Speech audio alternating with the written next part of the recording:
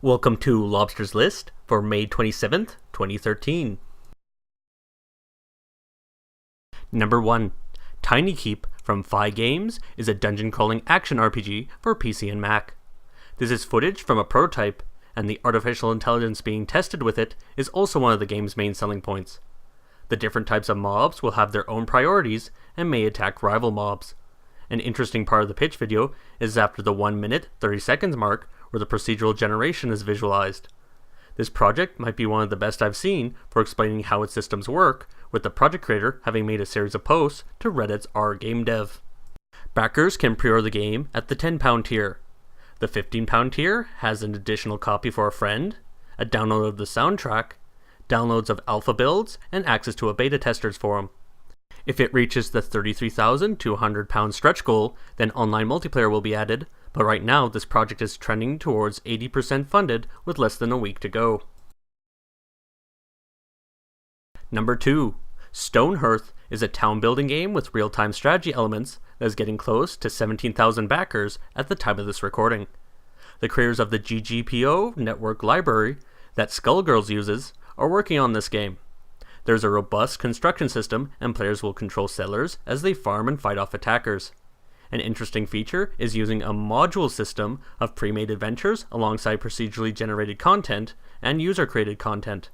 You can pre-order the game for PC at the $15 tier, which includes an in-game pet mammoth. Mac and Linux versions are also planned. This project is trying to reach stretch goals such as multiplayer support. I had seen multiple Screenshot Saturday posts for this before this campaign launched, so it's nice to see it so far above its minimum goal. Number 3. Raise the Dead from Ragtag Studio has you play as a zombie in the 1980s, amassing an undead horde in a game inspired by Pikmin and Stubbs the Zombie. The protagonist is an intelligent zombie uncovering the purpose behind the light bulb attached to his head and how he died. The developers are targeting PC first, with Mac and Linux versions also planned. A copy of the game is at the $15 tier. There's some good industry experience on this team, and this game has been shown around at some conventions. I like the look of the 2D sprites in stylized 3D worlds like the Missing Ink did. Number 4. The Stomping Land has you play as a hunter on an island where humans and dinosaurs coexist. This is prototype footage with the dinosaurs lacking textures. There will be multiplayer support with players able to cooperate to trap and take down prey. You may have to run away if a large carnivore wants your kill. There is a basic pre-order for PC at the $15 tier. The dinosaur pack movements and the speed while running add a good sense of immersion. Number 5. Moonrift is a 2.5D platforming shooter set on Earth after the moon has shattered and strange creatures have begun to appear. The player can collect fragments of the moon and process them into stones that grant abilities. This game uses procedural generation with its weaponry to have different abilities like bullets that bounce off walls. Enemies and levels can also be generated. Backers at the $5 tier can pre-order a copy of the mobile version for iOS or Android. The $10 tier has a pre-order for PC or Mac. The project page was done well, and it has a relatively low minimum goal of $6,000. There is a good intensity to watching the combat, and the interface looks slick. Number 6. Rawbots is a physics-based sandbox game about assembling robots from parts and testing them out. You can program behaviors for parts through a visual interface for even more creativity options. A variety of game modes, from real-time strategy to first-person shooters, are planned with online multiplayer support. It is being developed for PC, Mac, and Linux, and the $20 tier includes a pre-order of the game. Wii U is another platform they want to port Rawbots to. The look of the combat has an organic feel to the chaos that I like. Number 7. City Quest from Stone Monkey Studios is a comedic point-and-click adventure game about a person moving to the big city. There are multiple story paths available, such as joining the mafia or becoming a hobo, as well as entertaining ways for your character to be killed. Backers can pre-order the game at the $5 tier with PC, Mac, and Linux as the supported platforms, and there is a demo linked to from the project page. There are stretch goals for mobile and Ouya versions. This project is an example of how to use humor in a Kickstarter project without it being too distracting. It needs just over $2,000 in its last week to make its goal. Now on to honorable mentions.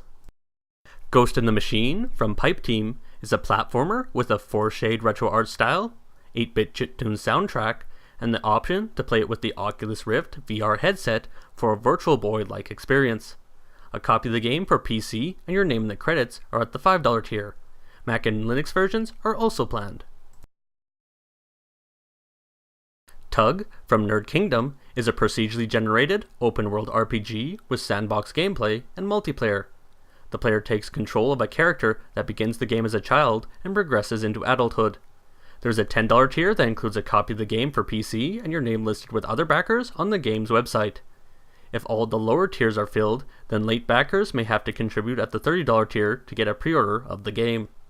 The look of the characters, especially the concept art and animatic, caught my attention. Face of Mankind, Fall of the Dominion, is an online multiplayer third-person shooter for PC with player freedom, faction role-playing, and open MMO PvP. The community can determine the bounties placed on players' heads, and there are territories to capture and defend.